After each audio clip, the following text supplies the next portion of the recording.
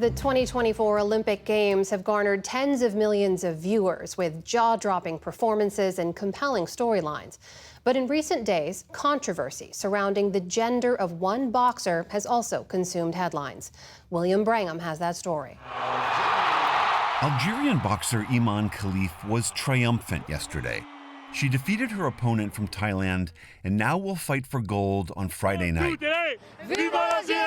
On the streets of Paris, Algerian fans rejoiced. It was an intense fight. She gave everything. Iman was able to represent her country. She was able to show the world what strong Algerian women are. She came out victorious, and we are proud of that. But Khalif's rise has also put her at the center of an international firestorm. It began last week when she defeated an Italian boxer here in blue who quit their match after just 46 seconds, saying she was in too much pain from Khalif's punches. A man from beating a woman to death. Immediately, social media and cable news was flooded with false accusations that Khalif was male or transgender. Former President Donald Trump and Harry Potter author J.K. Rowling, both of whom have spoken out against transgender people, lashed out at Khalif's participation. The far left wants to allow biological males to beat the living crap out of women in boxing. Khalif is not male or transgender, but these recent accusations stemmed in part from her disqualification at last year's World Championships. The International Boxing Association, or IBA, a governing body for the sport, barred Khalif and a Taiwanese boxer after the IBA claimed they failed unspecified gender eligibility tests. The International Olympic Committee, which called the IBA's decision, quote, arbitrary, and banned the association over corruption concerns last year, decried the vitriol that's been aimed at Khalif. The Algerian boxer was born female, was registered female, lived her life as a female, boxed as a female, has a female passport. This is not a transgender case. Amid the attacks, Khalif's father came to his daughter's defense.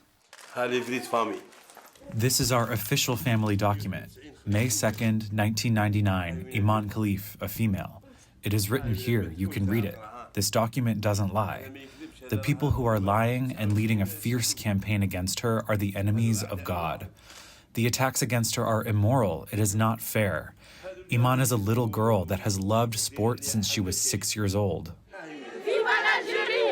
Algerian fans have been solidly behind Khalif at the Games, and this week she spoke about the toll the criticism has taken. I send a message to all the people of the world to uphold the Olympic principles, to refrain from bullying all athletes because this thing has effects, massive effects.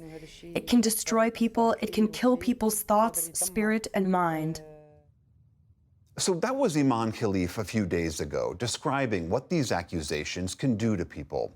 For a deeper look at what we do and do not know, and what this says more broadly about the future of women's sports, we are joined by Katie Barnes, who's been closely following this for ESPN. Katie is also the author of Fair Play: How Sports Shape the Gender Debates. Katie Barnes, thank you so much for being here. There are so many different threads in this story.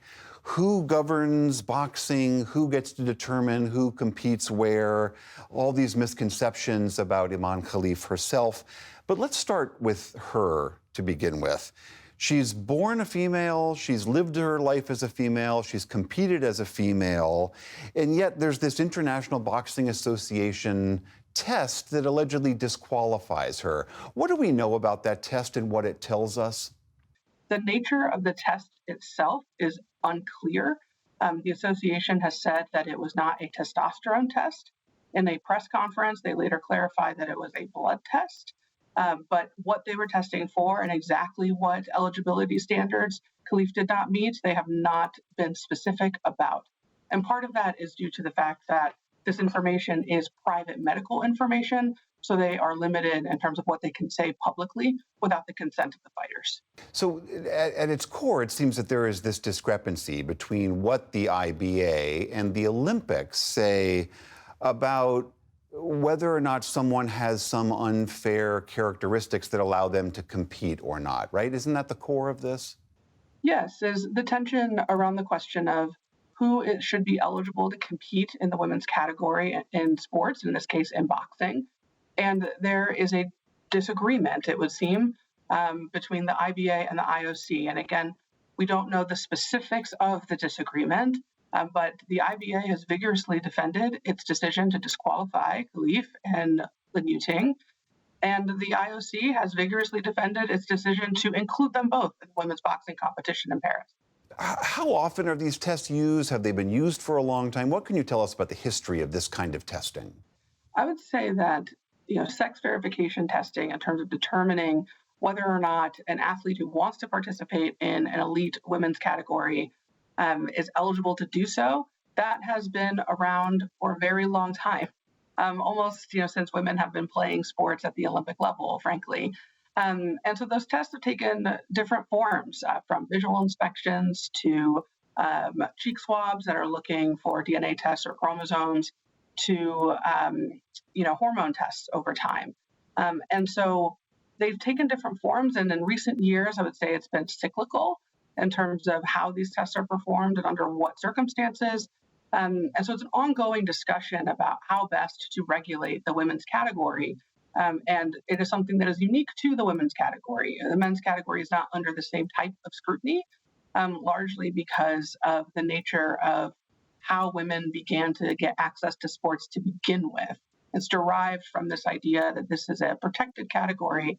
And so therefore, the boundary that is set must be policed from a regulation standpoint. And so how that has happened has changed over time, but it's pretty much always been there. So what do you make of the whole political firestorm that blew up over Iman's successes?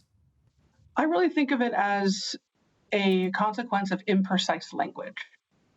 When people use terms like biological male, quote unquote, and quote unquote man to describe people who are competing in a women's sporting event, especially a combat sports event like boxing, that tends to bring out a lot of emotion from folks.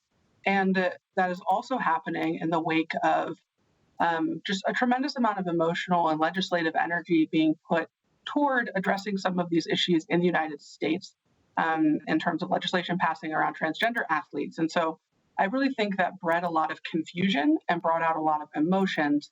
And sometimes that was used inadvertently, incorrectly, and sometimes folks, I think, weaponize that in this particular case. I mean, apart from these larger debates over who governs these rules and who sets these standards, as we heard from Iman Khalif herself, the vitriol that was directed at her towards an individual has got to be so dispiriting when you're trying to compete at this level. Yeah, I can't speak for her, of course, but you're judging by what she has said publicly, and also, how she just released so much emotion after winning her quarterfinal bout. It's very clear that this has weighed heavily on her. And other athletes who have been through similar difficulties when they run up against policy that disqualifies them and that becomes public. I think it's important to acknowledge as members of the public that these are real people who are wrestling with these things and perhaps are learning new information about themselves. And now that's being parsed publicly and in highly emotional and charged ways. And athletes are human too. And I think we would do well to remember that. All right, Katie Barnes of ESPN, thank you so much for helping us wade through all of this. Thank you for having me.